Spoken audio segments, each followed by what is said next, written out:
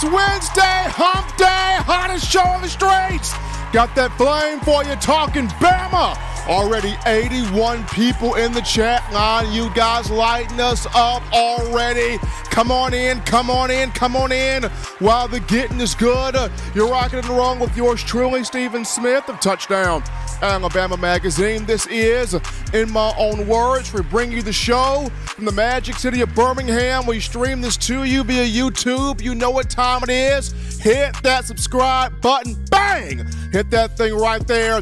Smash subscribe. Get every friend, every family member, diehard Bama fan, casual Bama fan, consumer of Bama football to subscribe, because if you're feeling the content, they will also. Don't forget to leave a like on the show. Run those likes up. Hit that thumbs up button. We're trying to get this to 50 likes out the gate. 50 likes out the gate. Appreciate the support coming from you guys. Also, that daily super chat goal, $100. Daily super chat goal, $100 right there. Appreciate you guys. All donations welcomed right here. And continue to hit that notification bell so that way you miss nothing in terms of your Crimson Tide coverage. We got you set to go right here. And awesome show today, John Ivory. We got a good one. Got a fantastic one. We want to hear from you, the outstanding fans of Bama football. You can do this by calling 205-448-1358. The number 2, call in. Let your voice be made known. 205-448-1358. One more time. 205-448-1358. Want to hear from you. Shouting out my man Brian Watson, getting us started already with that $4.99 in the super chats. Appreciate that love they're coming from Brian Watson. Alabama number 6 in the college football playoff rankings. Those came out there on Tuesdays. The Crimson Tide still on the outside looking in terms of the playoff. Need some more chaos to ensue. Could it get more chaos in the conference championship week?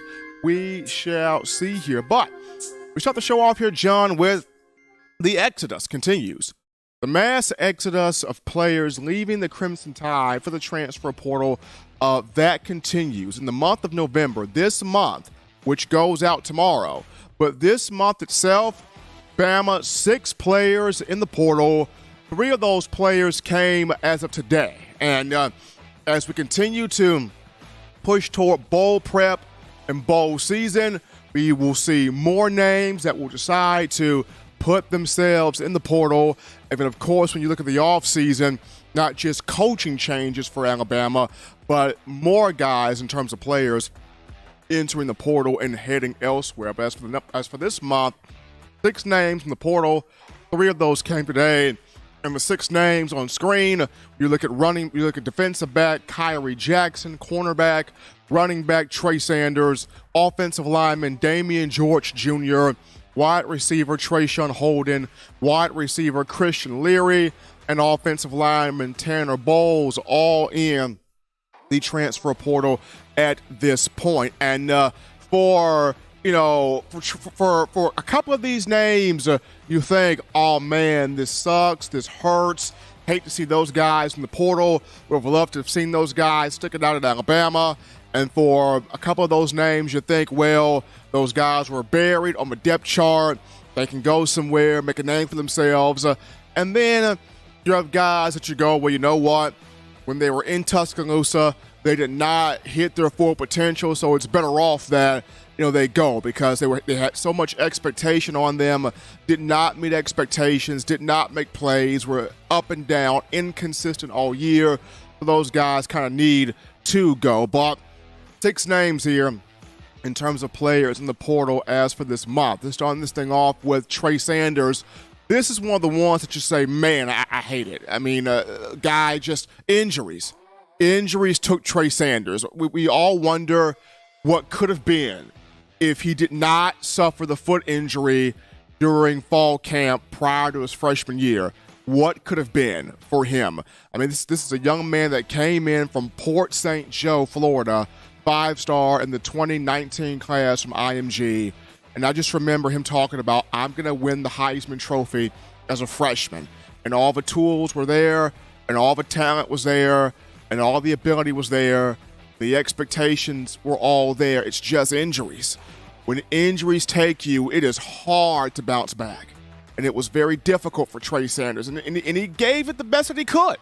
He gave it the best that he could. You know, Alabama tried to kind of hang on to him, but, you know, hopefully he goes somewhere where he can truly be a star, shake off those injuries, and be the young man, the young athlete, the football player that he dreamed of becoming when he gave his yes to the Crimson Tide in 2019. But Trey Sanders was one of those where you just go, hated that it just did not work out in Tuscaloosa for that young man right there. Nick Saban said so many good things about him in terms of his stick-to-itiveness, his determination, just his heart and his toughness and wanting to be a part of the program. But the next guy here is Kyrie Jackson, who went from suspension to the transfer portal. Now, Jackson came in a JUCO defensive back in the 2021 class. He got action there in 12 games, 7 tackles, 2 pass breakups.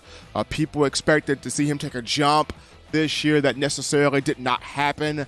And although he had a lower body injury earlier in the season, Coach Saban in the last few games that Jackson missed made it known to reporters he had been suspended from the program. Saban did not divulge into what caused his suspension, but now does it really matter since Jackson put his name in the portal, going to play elsewhere? Definitely wish the best for that young man wherever he chooses to go. But Jackson in the portal, which opens up some conversation for other guys at that cornerback position behind the likes of Kool-Aid McKinstry and Eli Ricks. As we move down to the likes of Damian George Jr. and Tanner Bowles, 2 reserve offensive linemen putting their names in the portal. Damian George, the 4-star from the 2020 class of North Shore High School in Houston, Texas, can play guard, can play tackle at 6'4", 333 pounds, massive offensive lineman.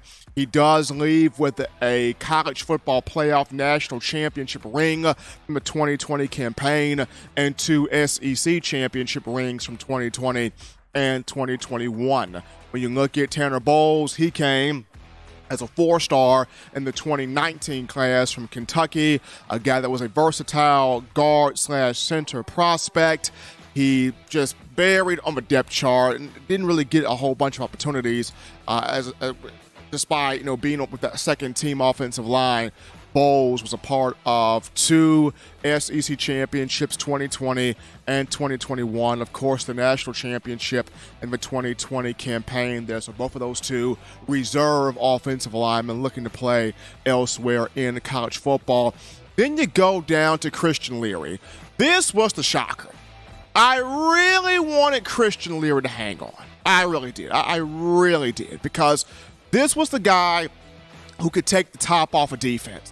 All season long, some of you, as the Bama Nation, kept saying, where's the guy that can take the top off of defense? Where's our speed? Where's our guy that can put us in the memory of a Jalen Waddle, a Henry Ruggs III, a Jamison Williams? Where's that guy? Well, he was on the roster. Christian Leary. 10.5 100-meter dash speed coming from Edgewater High School in Orlando, Florida. This was the dude. Bill O'Brien just chose not to use him. I don't know why. I seriously don't know why. But Bill O'Brien just chose not to use him. And it's sad, especially when you look at the guy served the program as an emergency running back last year as a freshman. And then in the spring game, boy, did he pop off. 5 catches, 106 yards, 1 touchdown. And you just knew that Leary was going to have a shot, and the offensive coordinator kept him from getting one. I mean, Kobe Prentice played this season. Isaiah Bond played this season. Kendrick Law played this season. Heck, Shaz Preston even got on the field. Here's Christian Leary. They're older than all those guys. Granted, all those freshmen are big talents. But we've been calling for speed all season.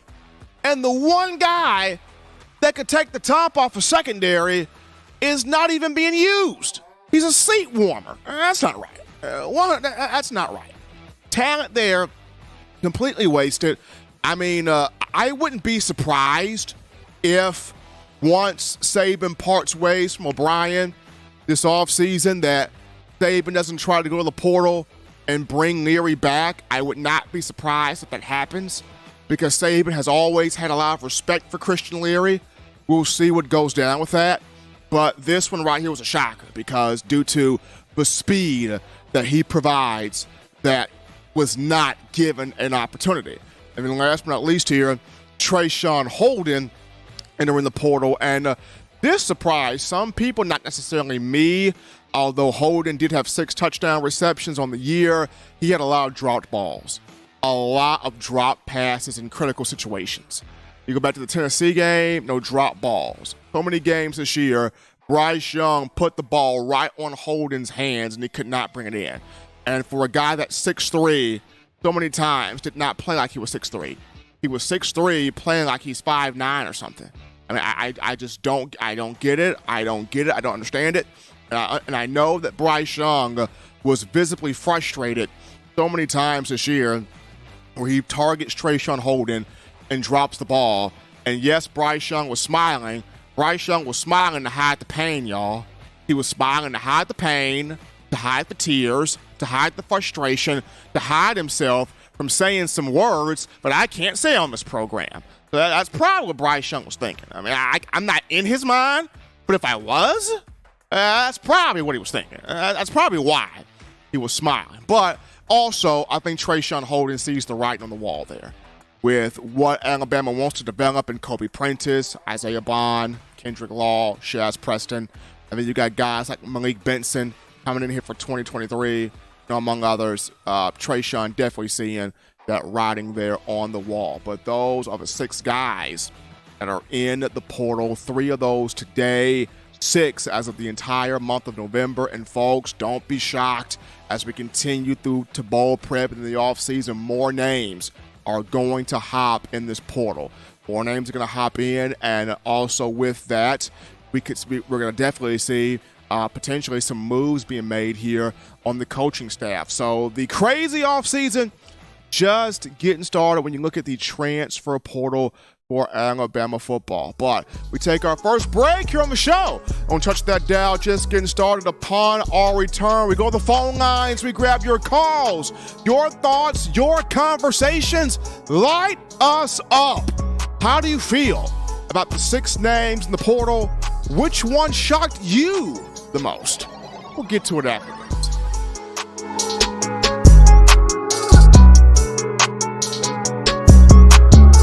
What's up, Bama Nation? This is Rudy Griffin, former Alabama defensive lineman, and you're listening to my guy, Stephen M. Smith, in my own words, brought to you by Touchdown Alabama Magazine. Roll Tide, roll! 9 players have teamed up and released the Alabama Team Paper, which is a video yearbook they've put out for sale direct to fans. Now, for the first time, small dollar purchases from the fans can support the players as a group as well as a great cause, because $1 of every subscription payment is donated to the Boys and Girls Club of America. Be a 5-star fan base and support your team and a great cause with Team Paper. Check it out at teampaper.com/Alabama. Remember the taste of Grandma's delicious sweets? Emily's Heirloom Pound Cakes brings back those precious memories with just one bite. Each cake made from scratch. They make the perfect dessert to share with family and friends for any occasion, and ordering is easy. Visit emily'sheirloompoundcakes.com. Click the online store and shop. Then pick up your fresh cake at the kitchen in downtown Homewood. Order yours online at emily'sheirloompoundcakes.com. Emily's Heirloom Pound Cakes, making memories from scratch.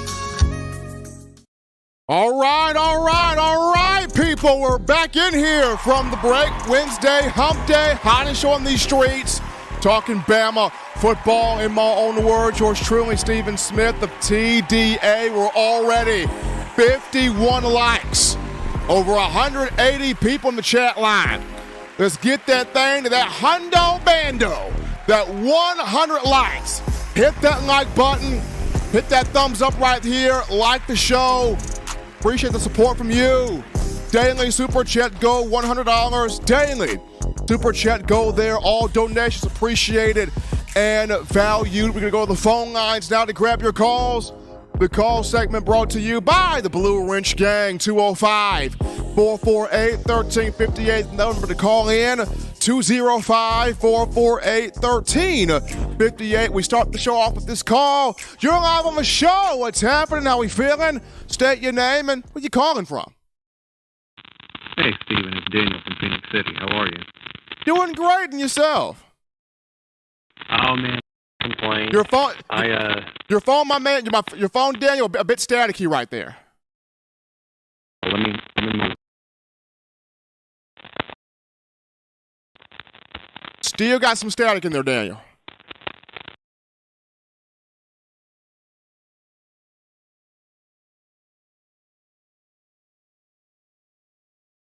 Try hanging up and calling back, Daniel. Try hanging up and calling back because we definitely want to hear from you, Daniel from Phoenix City.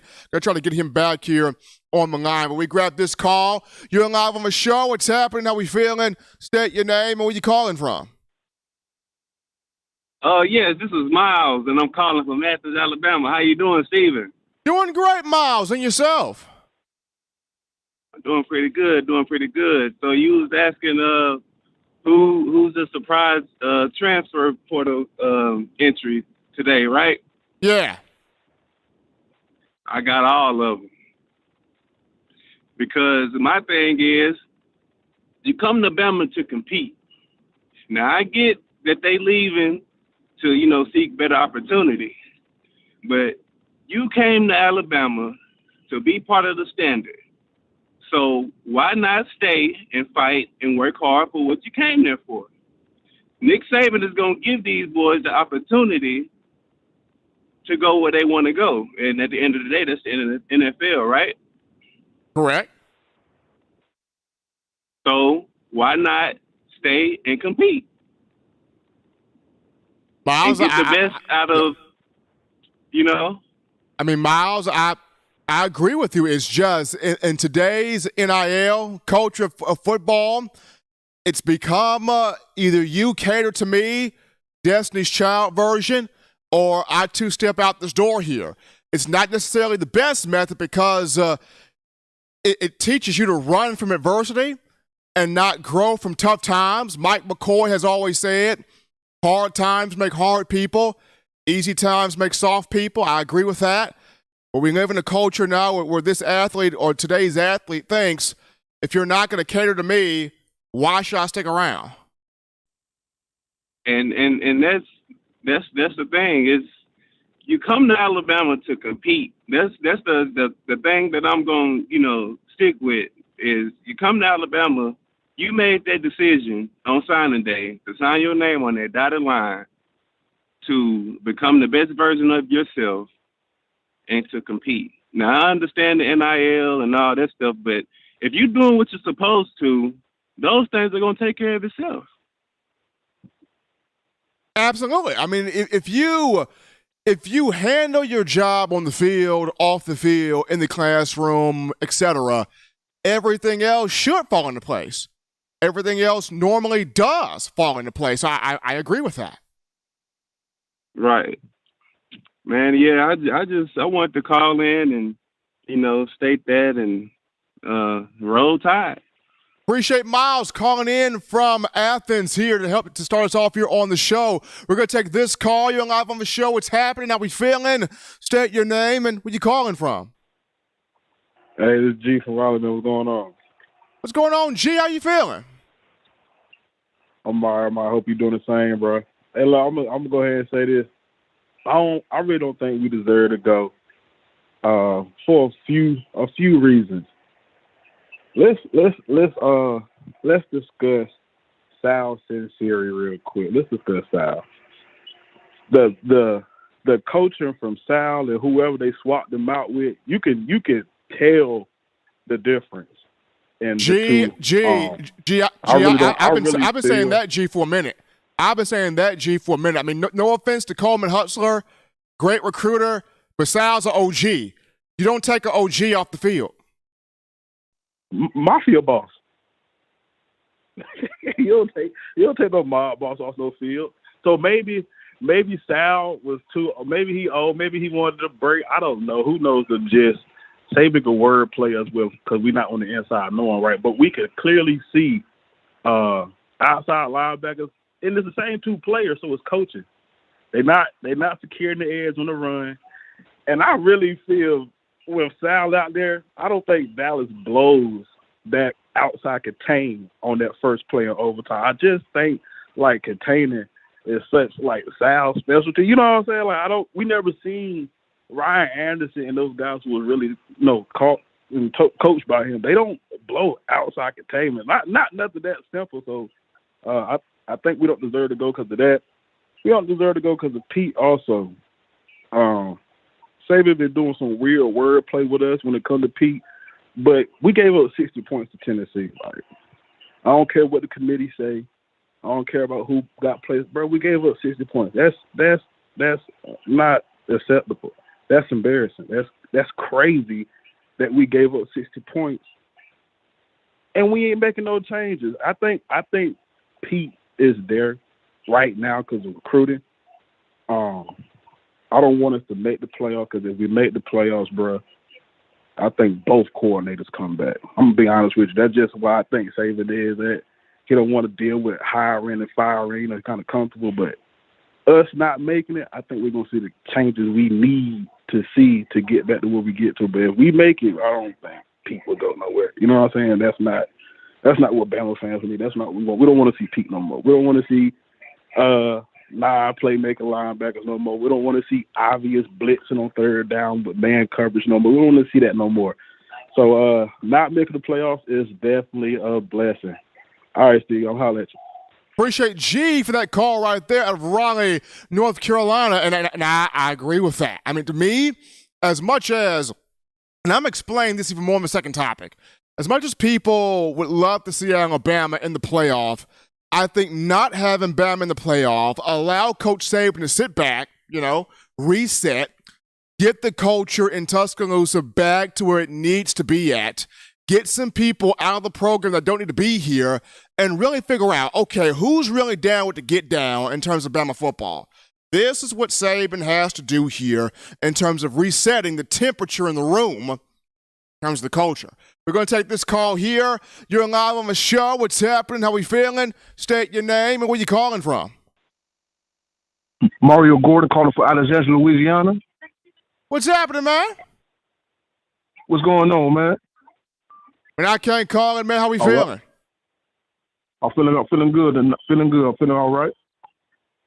What's on your mind right now? My question. Sir? I said, what's on your mind right now? What's on my mind? I think we deserve to be in the playoffs, man. We lost 2 games combined by 4 points, man. Hey, everybody else got blown out. Ohio State got blown out. I think we should deserve to be in the playoffs. Alabama lost 2 games, right, by combined 4 points, and I get that too. I get that sentiment also. You take away a missed field goal from Will Reichert. Reichert makes that field goal against Tennessee. And then you take away a 2-point conversion from LSU, completely different situation. I get Tennessee got blown out by South Carolina, Ohio State got blown out by Michigan, but at the same time, it's also if Alabama takes care of LSU, it's in there. It's in there. And to me, like I said, as much as I would like to see Bama in the playoff, this is the one Bama team. I don't know if it gets in the playoff what type of team we would see. Will we see a team that looks healthy and dominant, or will we see a team that's been, like much of the season, penalties at the wrong time, looking lost at the wrong time, turnovers at the wrong time? What Bama team will we actually see if it was to get in the playoff? Yep. So what kind of bowl you think? What kind of bowl you think we should play? You think Bryce Harper or Anderson should play in a bowl game? In terms of the bowl game, they got Alabama projected for either the Sugar Bowl or the Orange Bowl. Now, Bryce Young and Will Anderson, it would be cool if they were playing the bowl game, but at the same time, both of these two are going to be top 5 picks. Do you really want to risk the investment there? So I don't think they play. They could because they're competitors, but if I were them, I don't think they play. Yeah, okay.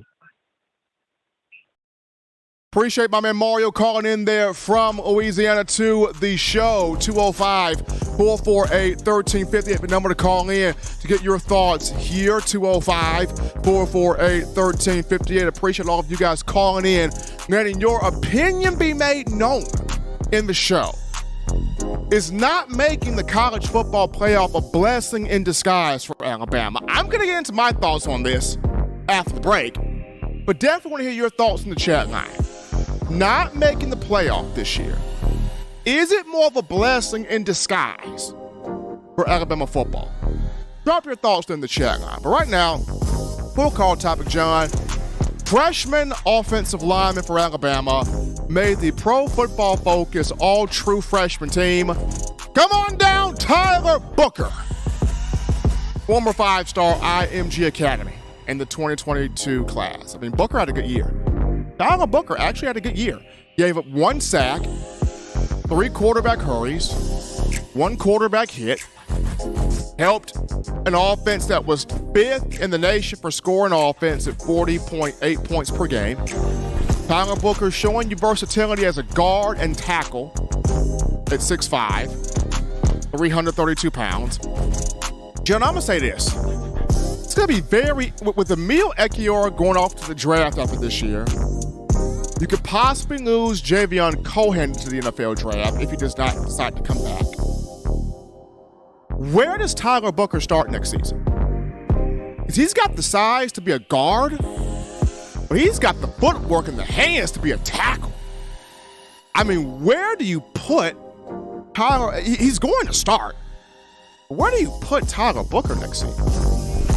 It would be a very intriguing thought, very intriguing question. But he did make the all-true freshman team from Pro Football Focus. We're going to take a break right here, folks. When we get back, we're going to dive into why it is a blessing in disguise if Alabama does not make the college football playoff. We'll get into that after this.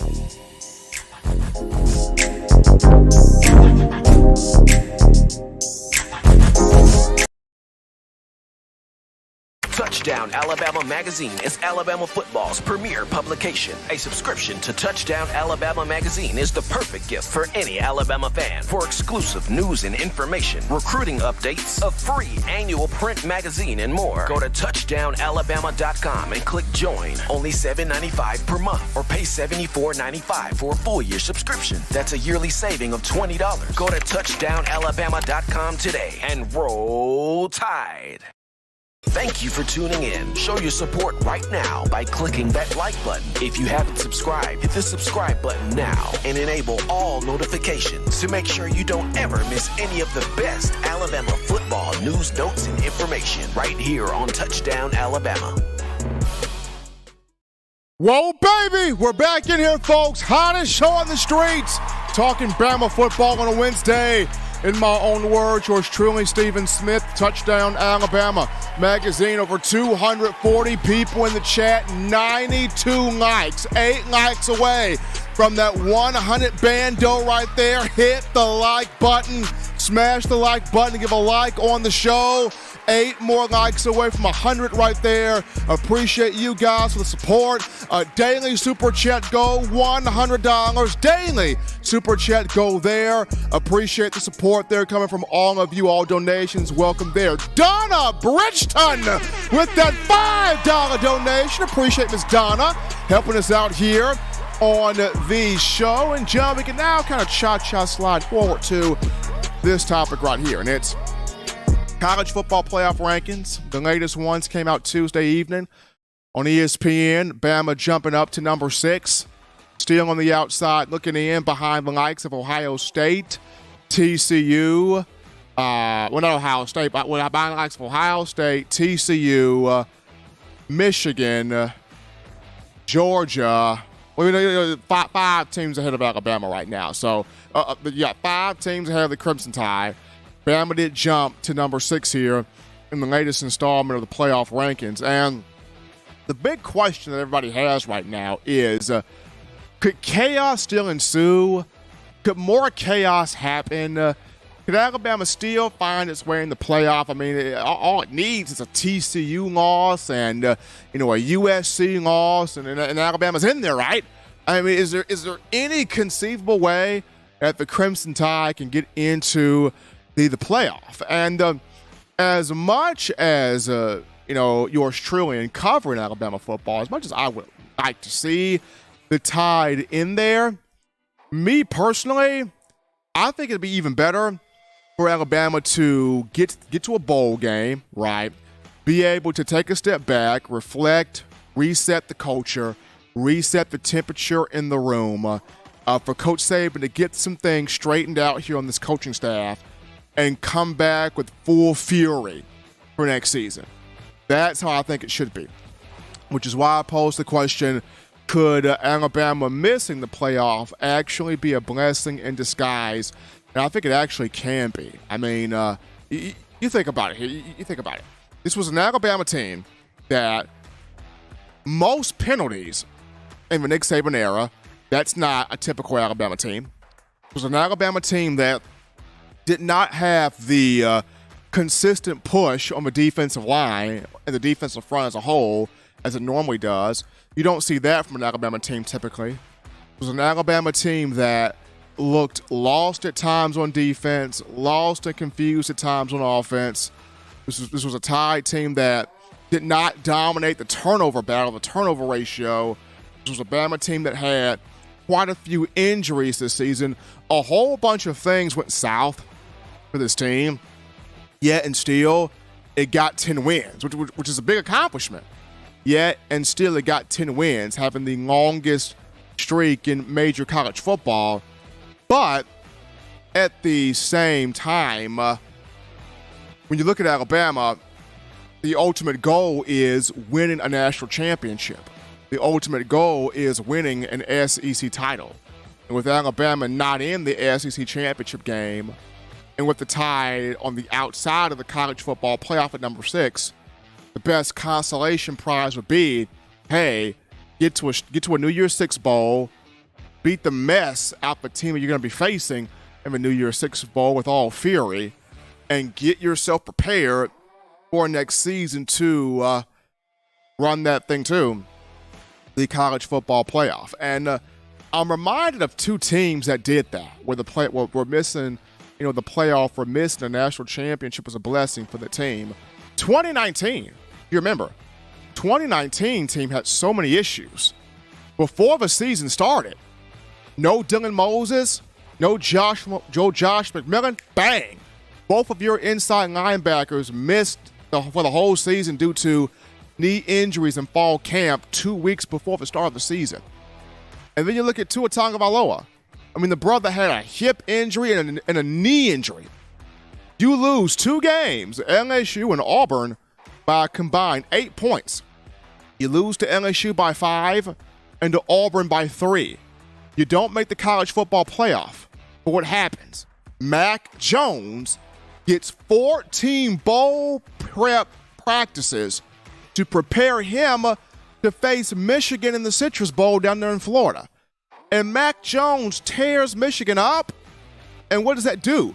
That not only built his confidence, but it built everybody else's confidence, and it jump-started that Alabama team for 2020 in a COVID-shortened year to run the table all fury to a national championship and win it all.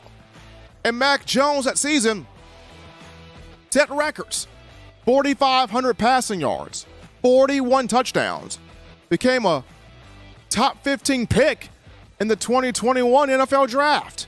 So the 2019 team missed the playoff, but it was a blessing in disguise. Why? Because the guys that came back in 2020, that 2019 experience in that bowl game and that hurt, fueled it for 2020. You even look at the 2010 Alabama team that lost 3 games. 2010 team lost to South Carolina, LSU, and Auburn. Finished the regular season 9-3. They go down to the Capital One Bowl, and they dismantled Michigan State 45-7. Dismantled Sparty. I mean, that was a game where Mark Ingram was back healthy again. Greg McElroy was throwing blocks for Julio Jones on end-around plays. Defense made Kirk Cousins forget what his name was. And you win 45-7. And that game jump-started Bama to go back-to-back national championships in 2011 and 2012. So, not making the playoff or not playing for a national championship was a blessing in disguise for the 2019 team and the 2010 team in terms of the Crimson Tide. And I think this time around, it could serve as that blessing in disguise. Why? Just due to, once again, the bowl game is going to give Nick Saban a chance to sort of reset the culture. The bowl game is going to, the bowl prep, whether Alabama's in the Orange Bowl or the Sugar Bowl, is going to give Saban a shot to see, okay, who's about Bama for real? We're already seeing guys hit the portal. 6 names are already in there. More names will join. The bowl prep will put Saban in position to really evaluate which players are about us for real and which players have been here for show all season. Coaches, the same thing. Which coaches are here for real and which ones are here for show. But in terms of the players, this is going to be interesting right here. I think blessing in disguise just due to you get a chance to really, truly reset the standard and come back next spring and next season guns blazing. But we're going to go to a break here, folks. We get back. Want to get your thoughts here. Call us up, 205-448-1358. That's 205-448-1358. Would missing the playoffs be a blessing in disguise in your mind for Bama football? I want to hear from you after this.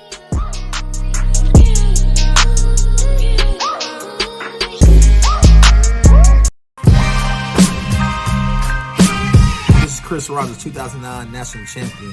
You are listening to the baddest, when I say the baddest, sports show in the state of Alabama. In my own words, you know, yours truly, Touchdown Alabama Magazine. Don't touch that dial. Every sports fan deserves the proper representation. Whitwell Sports introduces to you the Title Towel. Wave that Title Towel in the air like you just don't care. In support of Nick Saban and the Alabama Crimson Tide. Only $9.99 and it lasts a lifetime. Head on over to whitwellsports.com and get your Title Towel today. Touchdown Alabama Magazine is Alabama football's premier publication. A subscription to Touchdown Alabama Magazine is the perfect gift for any Alabama fan. For exclusive news and information, recruiting updates, a free annual print magazine, and more, go to touchdownalabama.com and click join. Only $7.95 per month, or pay $74.95 for a full year subscription. That's a yearly saving of $20. Go to touchdownalabama.com today and roll Tide. All right, people, it's popping off. We're here from the break. Hottest show on the streets on a Wednesday. Hump Day, talking Bama in my own words. Yours truly, Stephen Smith of Touchdown Alabama Magazine. We got over 240 people in the chat, 123 likes. Appreciate you guys hitting that like button. Let's get this now to 150 likes. Hit that thumbs up. Give us a like on the show. Smash that like button right there. We got a couple of super chats to get to. Dancing Steven is actually on vacation this week. He told me that he'll be in the Bahamas. So Dancing Steve with the khaki pants in the Bahamas this week. He'll come back soon. But we got J.D. Long with that $4.99 in the super chats. Appreciate J.D. Long helping us out there. We got Leo Almond with that $5 donation. Appreciate Leo right there. Donna came back. Donna Bridgeton with another $5 donation in there. Appreciate Donna. Mobio, $12.89 with $4.99 in there. Appreciate Mobio, $12.89. And y'all put some water on Donna because Donna Bridgeton's on fire.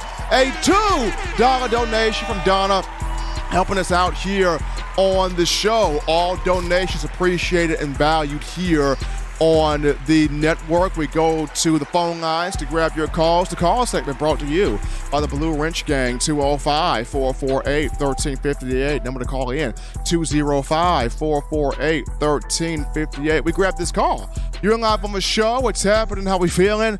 State your name and where you calling from. You're live on the show, caller. Yeah, can you hear me? I can hear you. Okay, what's going on, Steven? I just want to say, I think everybody is just kind of overreacting about this season. I mean, this season is really just a reflection of bad coaching, and I mean, you really can see that the players weren't coached the way they need to be coached, and you just can't, expect to win tight games when you making mistakes and the play calling ain't right, and then you got linebackers that won't hit nobody. I ain't never seen an Alabama team that won't hit. Linebackers not hitting nobody. Whiffing on tackles, nobody, no pressure, so it's hard to beat good teams like that when you get pressure on the quarterback, and then when your receivers, I don't think it's just the receivers didn't have the talent. I think the play calling that they had for the receivers when playing to their skill sets. It's like sort of a lot of interlapping routes. Like a lot of times you throw the ball, you got two receivers in the same place, so you can't, no one-on-one matches, no deep ball. So it's hard to spread the field like that, What you think? Keenan, I agree with that. And I've been one to say when it comes down to the play call, and we saw so many routes where it took so much time to develop, and Bryce Young is literally sitting back in the pocket for like 7 seconds. And you're like, when are these guys getting open? And you look at Bill O'Brien and you ask yourself, where are the screens? Where are the short routes? Where are just the things where you can get little yards in space? Where are the easy yards? There are no easy yards. Game. If you notice in the Auburn game, we started trying to throw little short slants and stuff like that. But it's too late, because, I mean, I didn't expect Auburn to beat Alabama. You know what I'm saying? I didn't expect them. But, you have to take advantage of the team. They're not playing nobody. You can't get no deep balls when everybody's playing up off of you because they don't respect the speed of nobody. Ja'Cory Brooks a good wide receiver, but they ain't even using him to his skill set right, because they should be getting him one-on-one jump ball throws and stuff like that to open it up. And I don't like a lot of the players that he was putting out there, and they weren't using the tight ends as much. And I just think that they need to go a different direction with the offensive coordinator and get somebody in there, a younger coach in there that's hungry to prove himself and got like an innovative game plan to kind of use the talent that he has. Because he has good talent. He's got good speed. Everybody was talking about, they ain't got no speed. They got plenty of speed. You look at all those track stars they got on the team. They 10 meters this time, this. But they not going, if you can't design plays to get the ball in their hand, won't nobody never know how fast they are. So, and that's why a lot of the guys transferring, like that Leary guy, whatever, he never even got an opportunity to see the field this year. You know what I'm saying? So you can't blame a player for transferring when they not getting an opportunity to play. And they putting in true freshmen over them he could say arguably has the same amount of talent that they have, but you don't never know. You don't never know, what they can do because we don't see the practice. We only see what they put out there in the game. So, I just feel like they're going to have to, it's kind of like it's got to be tore down and built back up. But I think Nick Saban's getting older, and he's more tolerant of stuff that he used to not be tolerant of, and it's kind of catching up with him. And Kirby Smart hungry over there. Kirby Smart, them. You can look at the team. You can look at the Georgia team, how they play defense. Man, them guys playing hard. Man, they playing relentless out there, and I don't see that out of Alabama. I didn't see it out of them this year, and I think I've been seeing them creeping up, and I think they finally surpassed them as the most physical team in the country.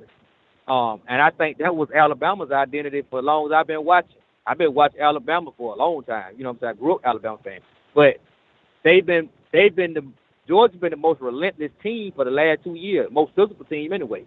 And that used to be Alabama's motto. So if Alabama's not striking fear in nobody hard, when have you ever know Alabama give up 60 points? And we just sitting up talking about, hey, we lost by a field goal at last second. They shouldn't even got that point. They got one man. You let one man take 5 touchdown passes on you, and you could not adjust. So I just think, like I said, just bad coaching. not putting the right players in the right place.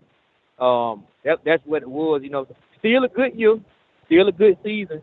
You know what I'm saying? You can't 10 games, but what we have become accustomed to watching Alabama, we expect a championship every year, and realistically, that's just not going to happen. I just really think, I just think, and I don't know if you can say it or anybody else. I can't say I enjoyed watching them play. I think the best game I enjoyed watching them was the Tennessee game, and they lost.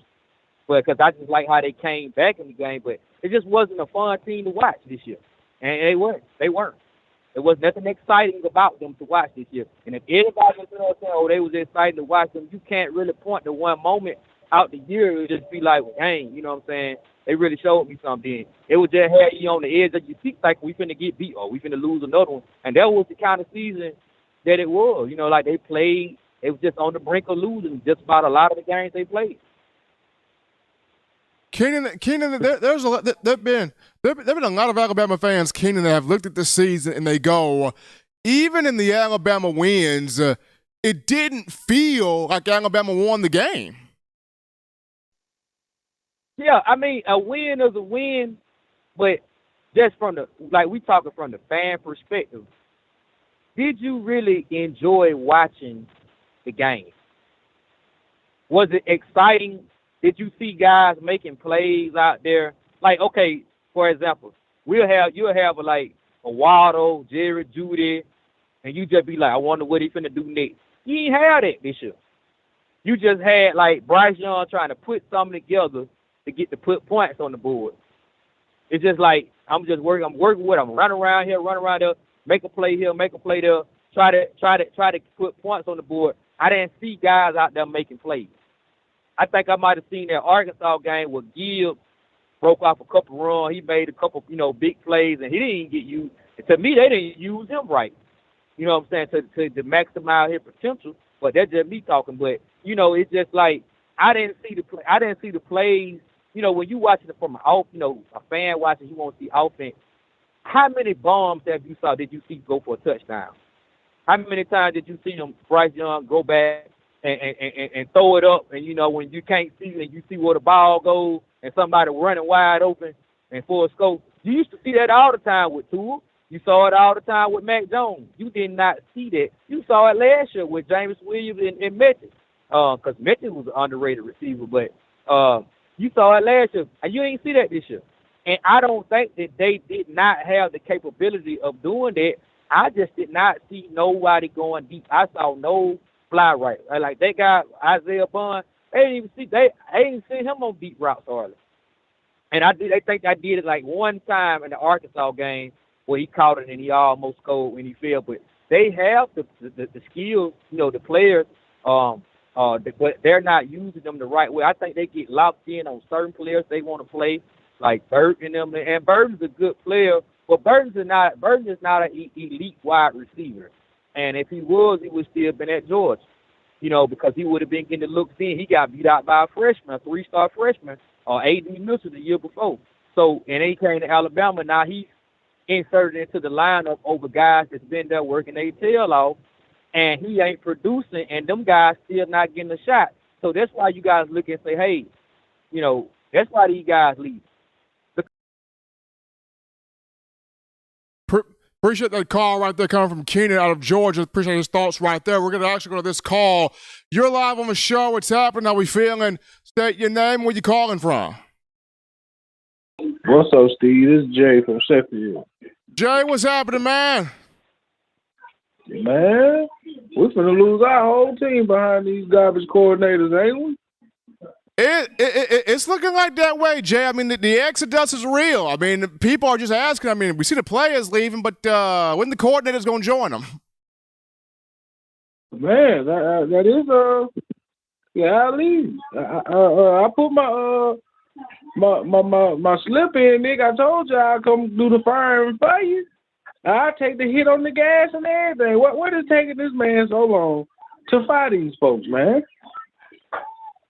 I don't know, man. I mean, I don't know if Nick Saban just trying to wait till his last Debbie cake cream pie's gone. I don't know what's the hold up. Yeah, man, he needs, man. Now, see, I hate to be rude to you, but this goes for you and all the rest of the Bama media people. Y'all was too soft, man. All summer, none of you guys addressed the elephant in the room. None of y'all asked Nick Saban, why did your offense score 14 less points with this new offensive coordinator than it did the year before? And you got a Heisman Trophy winning quarterback. I just don't understand that. I don't understand how y'all went a whole summer and a freaking season without saying anything to Nick about the offensive coordinator at all. So, Bama media people, you and all your friends, Steve, live from Jay, man. Hey, man, y'all next coordinator we get in here, leave all that buddy at the door, man. We need to ask real football questions. See, we got blindsided this summer. All the media folks, all y'all want to talk about was Jimbo and Nick. Y'all remember that? Oh, Jimbo and Nick, they arguing. Ooh. Well, man, that was rat poison. We ate the rat poison, and now look at us. Oh, can you tell me why none of y'all asked the simple questions? Like, why is your defense giving up so many more points, and why is your offense scoring so many less points? Well, I feel like this, Jay. I feel like I've asked Nick Saban that question maybe once or twice, and he finds a way to dance around the question. And then when you try to give it to him directly the way you try to pin him up against the wall, like you got to answer straightforward, then Nick give you an answer that's all the way out there in left field, and you still haven't answered the question. Nick Saban has a way of word playing you two. He tries to ease his way out of a tough question. Yeah, oh yeah, he's slick, he's smooth talker now, and that's what he fell in love with about Pete, man. Pete a real good smooth talker, man. I'm talking about real good talker. But listen, man, that talking, he is not a defensive guy. He might can recruit the players, but he can't develop. And he damn sure can't call no game plan at all. Like, I don't understand how Nick let it go. What this is? 6 years, Steve? Fifth year? How long has Pete been there? 5. This was year number 5, 5th year. And I'm talking about every year. Once again, y'all as the media gave this man every excuse in the book. See, that's what we get when we get to doing all this coaching rehab and stuff like that. Man, listen. Get some guys, some Alabama guys that want to be at Alabama. You see what I'm saying? Some guys that love this place, that understand, oh yeah, Tuscaloosa, it ain't just no city. This is, you know what I mean? This is the hot spot. Like, this is it. We need guys that feel like that back in our program, because these coordinators don't feel like that. Bill, this was hopefully I could go to Alabama if I win me a national championship. I'll give me another head coaching job, hopefully in the NFL or in college, right? That's what it felt like it was for Bill. Man, Nick needs to leave all that at the door and go get us some guys, man. Some young guys that want to be in here, that love Bama. But how many more players do you expect to transfer? Quite a few. I mean, I look at could be 1 to 2 more offensive linemen, could be 1 more receiver. Could be 1 or 2 more defensive backs. I don't see a running back leaving. Thankfully, I don't see that. We could see a couple of linebackers. So in all, I could see between 8 to 10 more players. See, I was right there with you, man. I'm like, goodness, we're gonna lose about 20 people altogether, man. It's gonna be anywhere between 15 to 20, man. I could see about 8 to 10 more names happen inside the portal. I can literally see it. When do they start letting us know if they're going to the NFL or not? I know there's a while from now, but that will take place after the bowl game. So after the bowl game, because I'm pretty sure that those NFL draft grades are about to be back. So after the bowl game, that's where Bryce Young, Will Anderson, and everybody that's trying to declare for the draft will make their move. What if everything shake out, the Final Four stay how it is? I don't want to talk about no ifs. If it stay like it is, would we play Ohio State in a bowl game, or would it be like the runner-up of the ACC or something like that? Do you know how that goes? I think we would play. Bama would either play Ohio State or Bama would take on. Bama would probably take on Kansas State in the Sugar Bowl, because the Sugar Bowl would have the SEC and the highest of the Big 12. It would either be Ohio State, Kansas State in the Sugar Bowl, or the Orange Bowl, which would have the SEC's highest and the ACC's highest. That'd be Bama Clemson. But appreciate Jay from Sheffield calling in right there. We're trying to give out bowl projections here for Alabama. So many networks having those bowl projections, but we take this call. You're live on the show. What's happening? How we feeling? State your name and where you calling from. Thanks, Stephen. Can you hear me this time? Still got static in you, Daniel. Still got static in you. God dang, man. Yes, We're definitely going to work back to Daniel from Phoenix City. Definitely want to hear from you. He's trying to work the static out of his phone there. We'll take this call. You're live on the show. What's happening? State your name and where you calling from. What's going on, Steve? Elijah from Jersey. How you feeling, man? Doing good, man. We got Bama at number 6 here.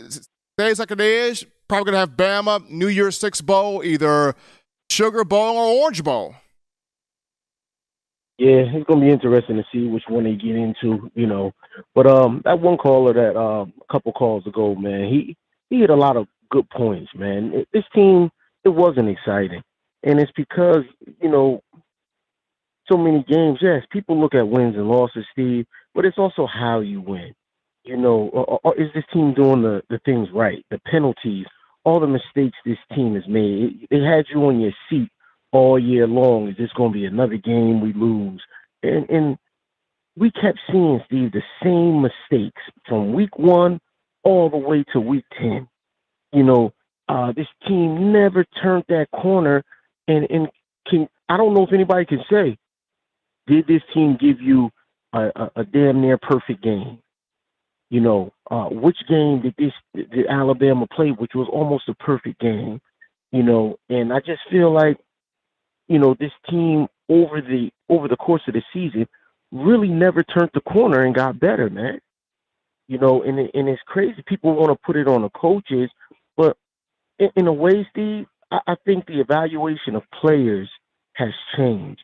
And don't get me wrong, you know, every player that's a 4-star, 5-star, when they come to college, that don't mean they're going to be a 4 or 5-star college player.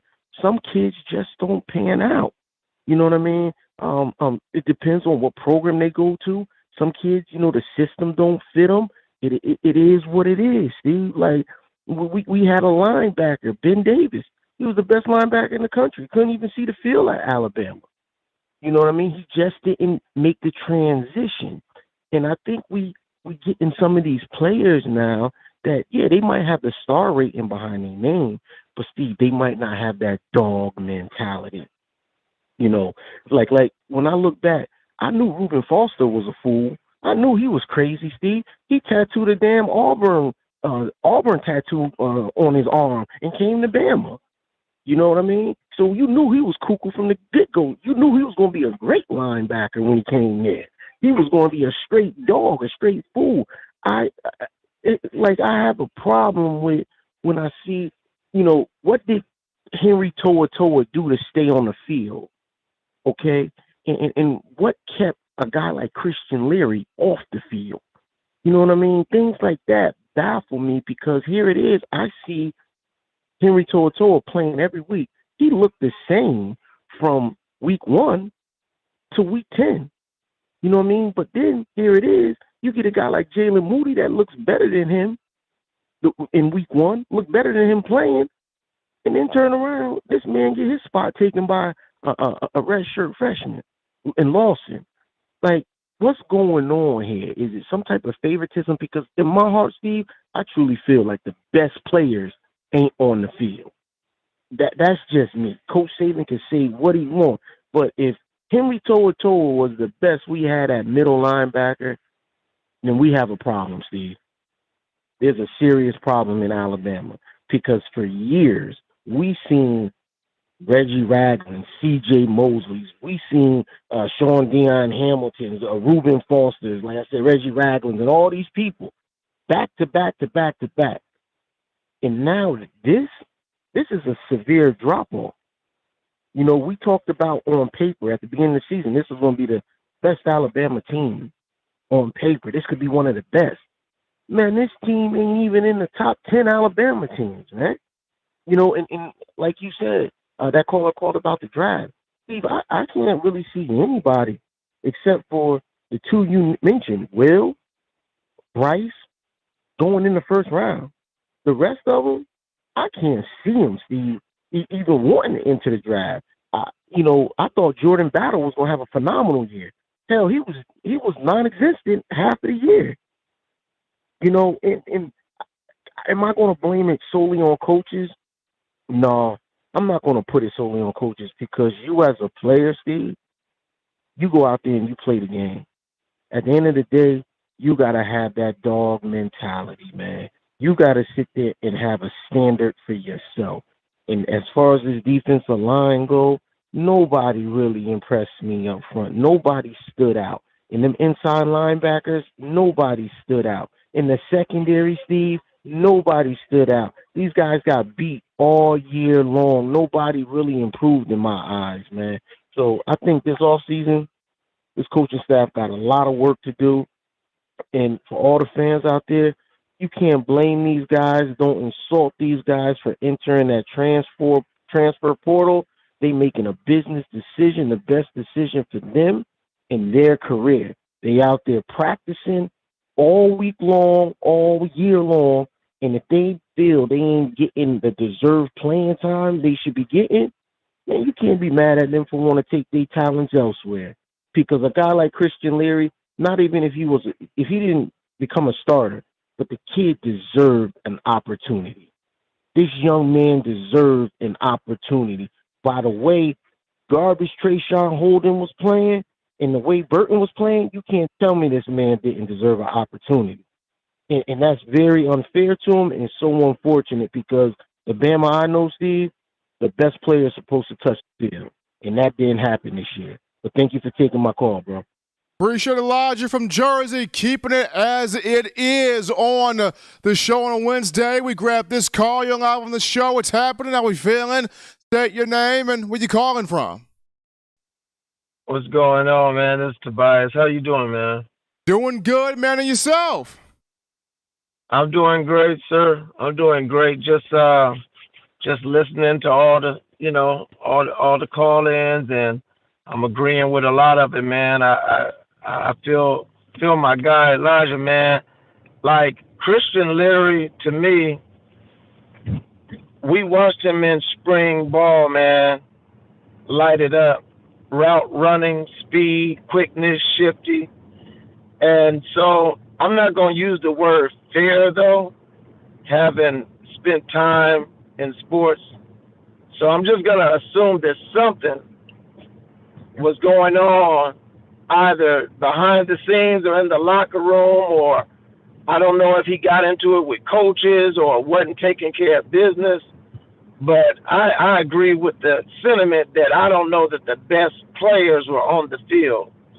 As far as Henry To'oTo'o, he might have been the smartest in terms of knowing the defense. That's the only thing I could think that would have kept those behind him off the field. If they don't know that, all of this, well, it turned out to be garbage that Golden was putting on the field. Because sometimes you got to simplify, man. Football, as much as we want to make it rocket science, it's really not. It's really not. It's a game of numbers, and bigger, stronger, faster people typically win when they put in the right fit, right scheme. In terms of, I think it was Coach that called in that was saying enjoyable Bama games. Stephen, man, this is the first year that I elected not to watch a game all the way through, man. And I called in. I felt bad about it, man. I almost felt like I need to go wash myself. I can't watch bad football, man. And that's for any team, but especially a Bama Nick Saban coach team. This was just bad football this year. Like that Texas game was so garbage from the mistakes, people not in place, like not knowing where to be, out of position, effort sometimes. Although I believe that the effort was decent, I'm not going to say these boys wasn't giving their all, but you can give your all in the wrong system, wrong scheme, whatever, and it still not work, man. And so a 10-2 season is a great season. In terms of getting into the playoffs, I asked you on Friday, is it okay for us to dream? And some of my dreams came true, man. I was excited. Saturday, man, I'm watching this thing, and when I saw South Carolina knock off Clemson, I said, here we go. I said, LSU, come on through. And LSU came on through. So, Oregon, let's go. They lost. So, some of my wishes came true. So, all I can do now is hold my breath and hope that the rest of my dreams come true. And that is SC get beat by Utah. That is TCU lose to Kansas State. Watch it now. That's even LSU going in and beating Big Bad Georgia. Somebody made a comment about Georgia moving up in terms of toughness. Georgia, since I was 5 years old and could remember watching the Georgia game, Georgia always been tough. So let's just be real about that. Georgia ain't never put pansies out there. Georgia, from all of my college watching days, them boys gonna come play. Even if they ain't the best, even if they take a loss, they gonna come play. Them Georgia boys gonna play. So Georgia ain't never been soft. So it took nothing for Kirby to, keep them on point and take them to the next level. Let's not forget that Georgia was winning 10 games all through also the Bama legacy that we in right now. They got rid of Mark Richt for winning 10 games. So Georgia has always been somebody that can challenge. But I agree with the fact that Kirby has been able to build from recruiting, and that's what we needed to do. We did drink the Kool-Aid about these transfers, forgetting that we have the number 1 and number 2 recruiting classes, and that's who you got to build, man. It's offensive. If I'm in the system and I'm doing everything I'm supposed to do, and then you bring in Burton, and I look over and I'm like, this cat ain't better than me. And I'm showing that, and I don't know if they did show it or not, but you can't tell me that Burton was the best receiver we had on the field, and I'm not sliding the kid, but, come on, man. Trayshawn Holden, we had big hopes for him. So these people that are transferring, to everyone talking about the sky is falling, I disagree. I mean, the linemen, the 2 linemen that's leaving, I had big hopes for George. But we seen him play, and he didn't know what planet he was on. I don't mean no harm, but he was getting turned around as big as he is. And maybe he needed to be in a grinder system. Maybe if we ran the ball more, we would be able to see George being a molar, and do his thing. But with this wacky little offense we had going on, where you got people pulling, we're doing all this pulling, and we don't even run plays with those pulls. I'm like, why are we doing all this pulling like a fake RPO kind of thing? So, my last thing, and I'll drop money in the chat. By the way, more of you should be dropping money in the chat, guys. So, in terms of talking about firing these coordinators, people, the season ain't over yet. So if your thought is we should fire them and then go into a bowl game with like a shipmate staff that's better, well, I kind of disagree with you.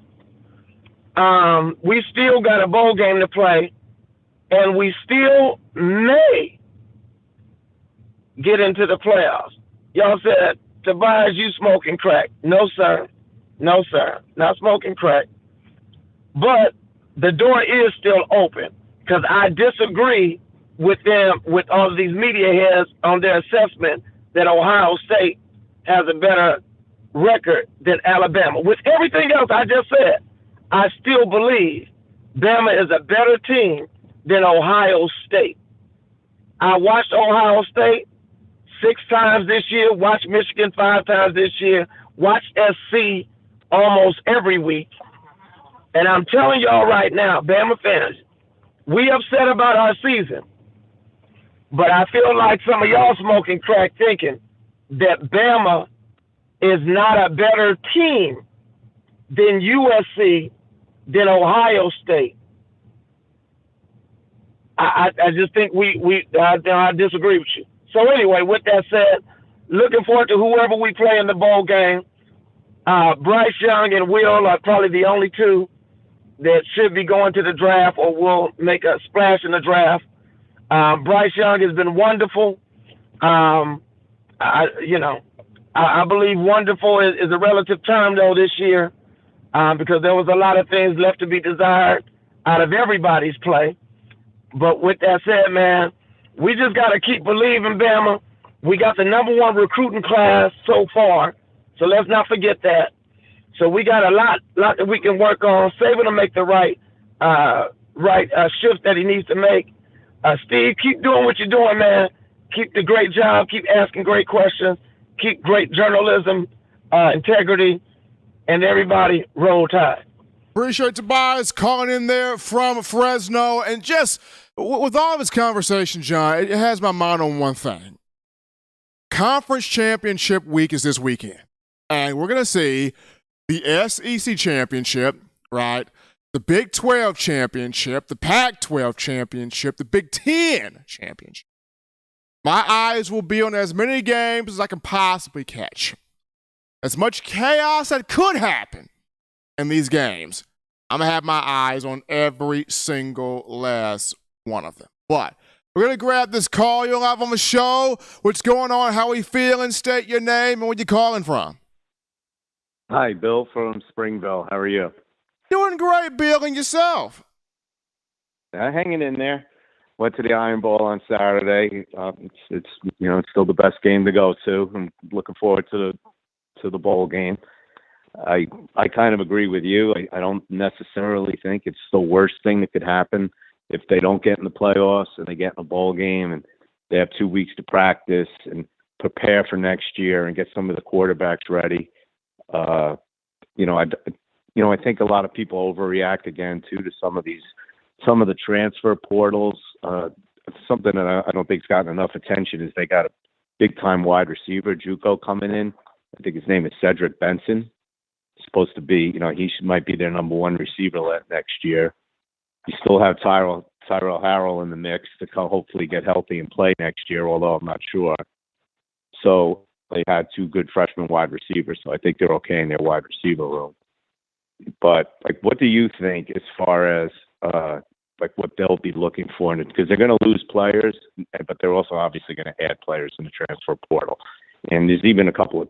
Would you think they would look at a quarterback to bring in the transfer portal to add some depth to their quarterback room? Like I saw the Texas quarterback is transferring to backup.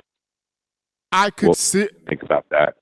Bill, I could see it, but at the same time, I think in terms of quarterback, Nick Saban is going to look square at Jalen Milroe and Ty Simpson and say, okay, the future is between one of you two. Now, you've got 2 freshmen coming in, Eli Holstein and Dylan Larnigan.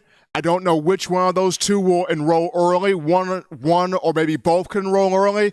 But I think Saban's looking square at Milroe and Ty Simpson and going, okay, between one of you is the future. Now, could he look in the transfer portal and get the backup from Texas, or maybe people are talking about the Drake May kid from North Carolina? It could be a possibility there. But I think Nick Saban is looking square at Milroe and Simpson and thinking, we recruited both of you. We got both of you as freshmen. One of you two is going to be the future. What did you think about Harrell and Burton for next season? Harrell and Burton, Harrell has another year of eligibility. I know he was honored on senior day at the Iron Bowl for Alabama. He does have another year of eligibility, and I think he needs to use it. I think he should use it, especially when you're trying to beef up your tape for the NFL. Harrell has not played much at all this season. Jermaine Burton, kind of the same thing. He needs to come back because he has to get himself set for the NFL also if he does not choose to transfer. So I think both of those two need to come back.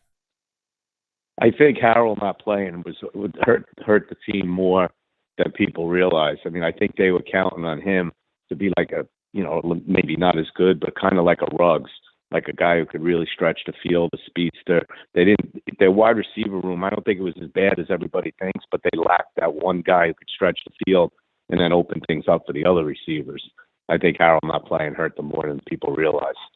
Well, Bill, I think that Bama should have used Christian Leary more because he's got that type of speed. When I look at Tyler Harrell, I think his foot injury was more than what people let it on to be. I think his foot injury coming from Louisville was a lot bigger than people thought it actually was. I know when JoJo Earl had his foot issue, his foot fracture in fall camp, Tyler Harrell's foot fracture probably was a bit deeper than JoJo Earl's. That's the reason why Harrell didn't come back until after Earl came back, or a week or so after Earl got back. So I think with Harrell being now fully healthy, does have another year of eligibility, we can truly see all of the speed that he had coming from Louisville. Right. No, it's definitely needed. And then my last thing is, everybody with the defense, I know, Saban's really hands-on with the DBs, but I think if there's a group that really probably hasn't developed the last couple of years, the DBs seem to be very good, and then they just stay very good. And I think maybe that's something that they need to look at, too, is bringing in a younger guy to maybe work with the DBs on maybe more of a full-time basis. I mean, they seem set with a future NFL guy in Kool-Aid. I think that should be a real strong point on your team next year if you can have one real lockdown guy. So, I mean, that's an area I really think they need to improve in. Well, absolutely. And I think Alabama's got the cornerbacks coach in Travaris Robinson. I think T-Rob's the coach for the corners when you look at Kool-Aid, Eli Ricks, Terrion Arnold, Earl Little Jr., and others. I think the issue is at the safety position, Charles Kelly, respect the guy, but he's not it. I think Bama needs to go out there and get a safeties coach because so much was expected of Jordan Battle and DeMarco Helms this season, and it just did not happen. So I think Bama needs to look at evaluating the safeties coach position, probably get somebody else in there replacing Charles Kelly. But appreciate Bill from Springville calling in there. We got some super chats to get to, so how about Mechanic, who drops him at $70 donation, showing love right there. Appreciate Mechanic. And then we got Sweet Home Bama 22 with that $10 donation in the super chats. Appreciate Mechanic and Sweet Home Bama. Do we have more in there, John? We do. We have Don Parker with that $5 donation. Appreciate Don helping us out right there. That daily super chat to go up $100 has been met. Give yourselves a hand. Crimson Tide Nation showing support here too. Your show, your network, your channel and platform talking Bama football. But we'll take a final break here. Before we take a final break on the show, we got also, got ahead of myself, cool call topic right here. The call topic goes to Bama in the NFL in terms of the running back position. Derrick Henry and Josh Jacobs are the two leading rushers in the NFL. Who says Alabama ain't running back you? Josh Jacobs and Derrick Henry, two Bama alums, leading the NFL in rushing. And if I have to throw a third Bama alum in there, how about Brian Robinson? Went from getting shot multiple times in the lower body back on August 28th to he had his first 100-yard performance of his career on Sunday for the Washington Commanders against the Atlanta Falcons. B-Rob, 18 carries, 105 yards, 2 catches for 20 yards, a touchdown. Washington got a 19-14 win over Atlanta. Commanders 7-5 on the season. They got a 3-game win streak going. Could grab a wild card spot in the playoffs. B-Rob in 2 of its 3 wins here recently, highly impactful. So, big ups Derrick Henry, Josh Jacobs, leading the league in rushing. Brian Robinson, marquee moment for him, milestone. 100-yard game for the Commanders against the Atlanta Falcons, getting the win there. We'll take our final break here on the show. When we get back, we'll dive into the positional groups that could greatly benefit from the bowl prep for Alabama, or possibly a college football playoff shot going into next spring and next season. We'll wrap things up after this.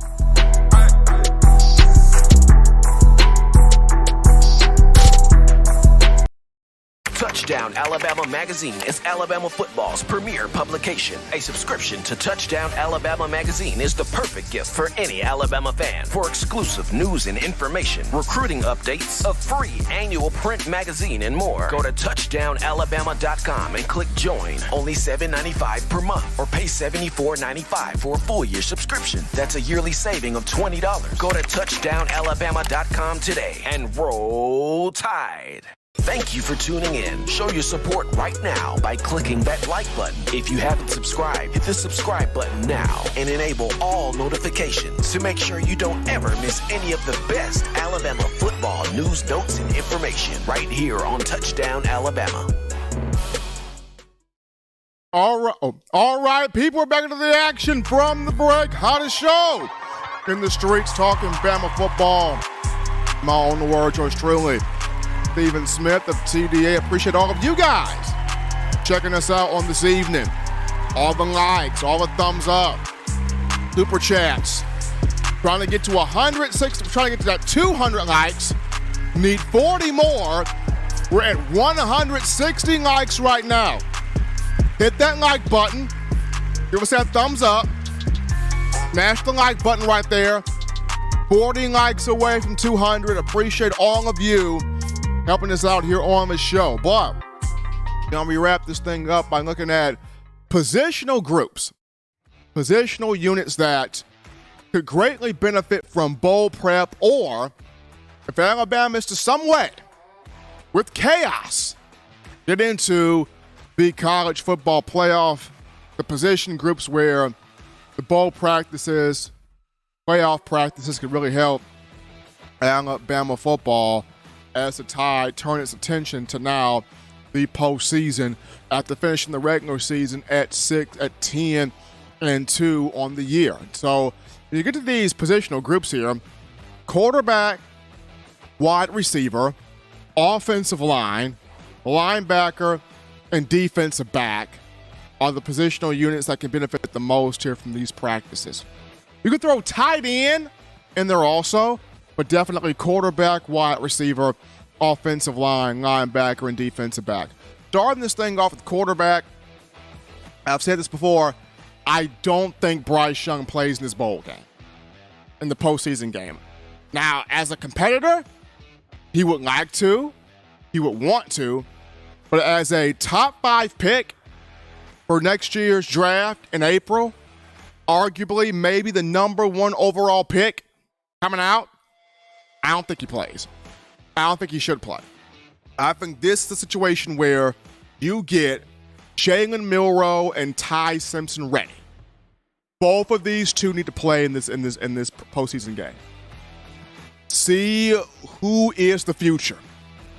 Who's the guy between Milroe and Simpson? We know Milroe, more the athlete, more the dynamic footwork, the athleticism, the burst in terms of his speed, needs to get better as a passer. This entire offseason, he got to put in work in the passing game. As opposed to Ty Simpson, he can move, mobility, great footwork, but he's got the arm to layer the ball in there. Guy works with QB country. Very big quarterback group there where they work on the pristine mechanics of throwing the football. They work on the mechanics of being a passer. Your ball placement, the torque of your arm, the movement, the arm strength, the accuracy, the generating juice off the ground as you step into throws, all the different nuances of passing the ball. QB country knows those things. Helped out with A.J. McCarron. Helped out with Jacob Coker. Helped out with Mac Jones. Now it's with Ty Simpson. Postseason game. Got to see what the future is between these two at quarterback. I think at wide receiver, there's another spot where the postseason practice for the postseason game matters here at receiver. When you've got Isaiah Bond, Shaz Preston, Kendrick Law, Kobe Prentice, Ja'Cory Brooks. Got a lot of big-time receivers. Got a lot of big-time guys. And this postseason action right here going to get these guys jump-started and ready to go into next spring and next season with all confidence in what they can do and what they can become. We saw some good things from Kobe Prentice this year, some good things from Isaiah Bond, some good things from Kendrick Law, Ja'Cory Brooks, guy trying to be a number one wide receiver. We didn't see a whole lot of Shaz Preston, but I think next spring we could see a good bit of Preston breaking out there. But this postseason, wide receivers will start to build an identity in the postseason going into next spring there. When I look at the offensive line, it's going to be intriguing how that stacks up because you lose Emil Ekiyor Jr. after this season. Javion Cohan could go pro after this season if he decides, if he does not decide to come back. J.C. Latham, you're going to have him. You're going to have Seth McLaughlin. Tyler Booker has to start. It doesn't matter if it's left guard, right guard, tackle. Tyler Booker's going to have to start. This offensive line, several young names can push for an opportunity. Several. And then keep in mind, 4-star for the 2023 class, Miles McVay, who I got a chance to speak with yesterday on the Bama Standard, great young man out of East St. Louis. Miles McVay will be on campus for bowl prep. Miles McVay could probably be a starter next spring. It's going to be interesting. Several of these young players will get a chance to do some things in this bowl prep to help them out on the offensive line. As we go over linebackers, losing Henry To'o and Jalen Moody on the inside. Boy, this is set up Deontay Lawson, Kendrick Blackshire, Jahad Campbell, Sean Murphy. Woo-hoo! That's going to be fun right there. Bowl prep. Watching these dudes. Because within this group I've just named, these are the thumpers. These are the lay his butt out type linebackers. You got them in these four right here. Lawson, Blackshire, Murphy, Campbell. These four on the inside. These are the laid out wood. Laid out wood. These four. Bowl prep's going to be fun to watch these four. Go out here, compete, show what you got, get a chance to, next spring and next season, earn that spot. Earn that spot, earn that job. So last but not least, defensive backs. Kool-Aid McKinstry. I think Eli Ricks will be back. Terrion Arnold, whether they have him at corner or safety, will be back. Malachi Moore, I think he stays. Brian Branch, I'm starting to hear some rumblings that he may even come back. May not pursue the draft. He may even come back. And if he does, fantastic. Because this could be him. It could be Branch and Malachi Moore as your two safeties. With Battle and Helms both gone. You could have Branch and Moore as your two safeties. You could have Branch and Terrion Arnold as your two safeties with Malachi Moore at star. By the way, John, I would love this. I would love this, John. Mark this down. If this happens, John, We will come back and visit this conversation. But I would love for this to be your two corners, Kool-Aid, Eli Ricks, Malachi Moore at star, put him back where he was his freshman year, safeties, Branch, Terrion Arnold. I think that would really be that would really be cool. That would be dope. That would be pretty dope. And that's nickel. Dime, you could have you could have Christian Story at dime. You could have Traquan Fagans at dime.